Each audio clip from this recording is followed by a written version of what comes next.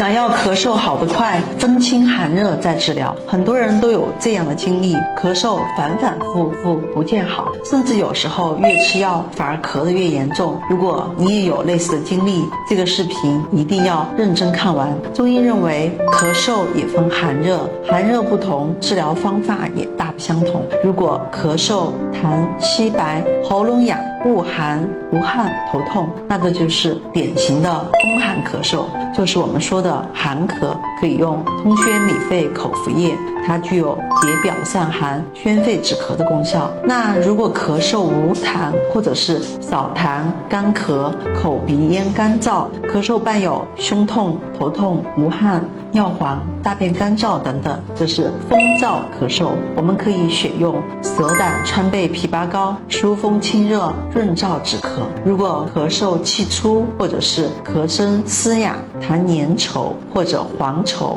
咳痰不爽，经常伴有发热、口干、咽喉疼痛等等，这是外感风热或者是外感风寒化热所引起，也就是我们说的热咳。这时候我们可以选用棉花清咳片，宣肺泻热、化痰止咳。对照一下你的止咳方法对了没？